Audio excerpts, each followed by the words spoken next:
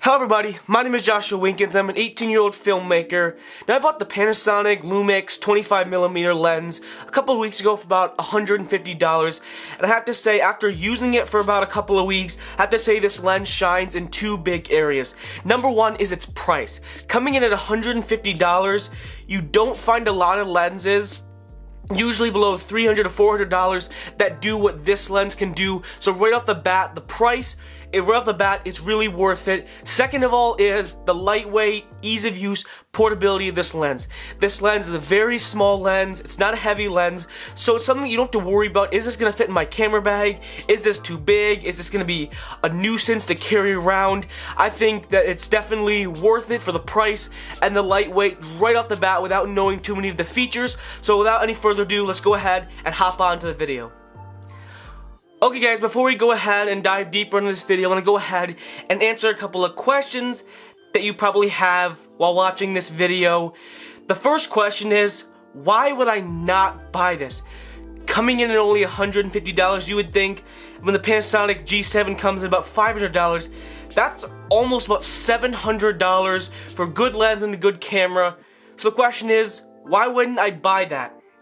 Compared to like the Sony Alpha series, well, Panasonic, to put it simply, Panasonic has its problems. It's a micro four thirds camera. One big problem with Panasonic cameras is the autofocus. The autofocus is absolute garbage. It's really bad, but this lens is definitely a good way to fix it. The second problem with Panasonic cameras is because it's a micro four thirds camera, the crop is 2 times. So if you have a 10mm lens, it's actually a 20mm lens. So then the question is, why is it such a big deal? Well, if you're doing these kind of videos, sit down videos or interviews, no, it's not a big deal. But when you're vlogging or you want the camera close to you, that doesn't quite work. Now what do I mean by that? The problem is the lower the millimeter lens is, the wider the shot is, the more the shot you get. But the problem with Panasonic is it's zoomed in. So with vlogging, you hold the camera close to your face. Instead of being like a nice, you can see everything around you, all you see is your face.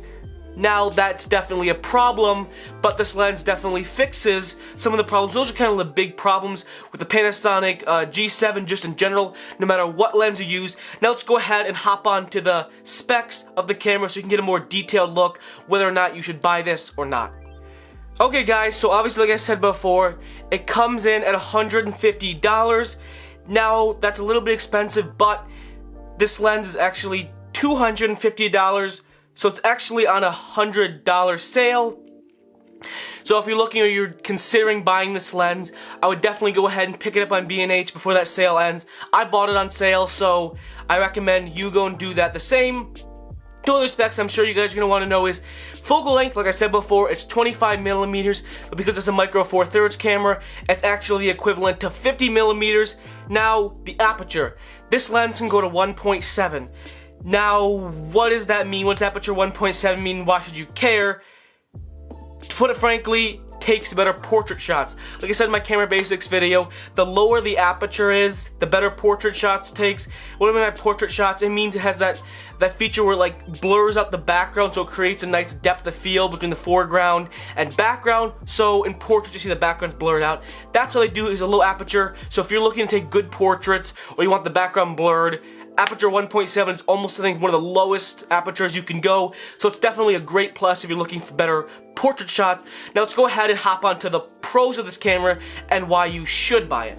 Okay guys, to summarize the pros of this camera, basically you can be summarizing the 3 things. I've kind of mentioned these things before, but the first one is price.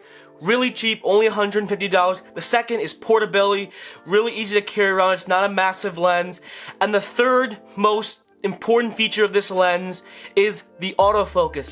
The autofocus on this camera is absolutely incredible. Coming from somebody who uses a kit lens, between the kit lens and this lens, the autofocus is amazing. So that's something you're looking for. Your camera's never in focus. Panasonic doesn't have good autofocus. I'll put that right now. I have absolutely no idea if my face is in focus because I'm trying my best. Panasonic is not good with that. I'm hoping to eventually upgrade, but it's definitely great with autofocus. Now some of the cons, some of the downsides of this lens, things that may turn you away, is manual focus. horrible manual focus. Second one, this is not a weather sealed lens, so you should not be bringing this in pouring rain. You can probably bring this in wet and damp conditions, but not pouring rain. And third of all, this lens is not stabilized. That will probably, for a lot of people, just immediately turn you away. But for crying out loud, this is a $150 lens on a Panasonic camera. What do you expect? But those are just kind of the pros and cons. Great autofocus, bad manual focus, not weather sealed, and not stabilized. So you can be the judge of whether or not you want to purchase it or not. My recommendation is yes, I highly recommend you go ahead and purchase this camera. Let's go ahead and finish off the video. Just saying, if you guys enjoyed the video, and don't forget to go ahead, hit that subscribe button. I upload new videos Thursday and Sunday at 6 p.m. all about filmmaking tutorials, camera gear reviews, as well as cinematic travel videos. If any of those interest you, again, go ahead and subscribe down below and turn on the bell to be notified when I upload new videos. Don't forget to go ahead and like the video, and I will see you guys in the next video. Like always, peace!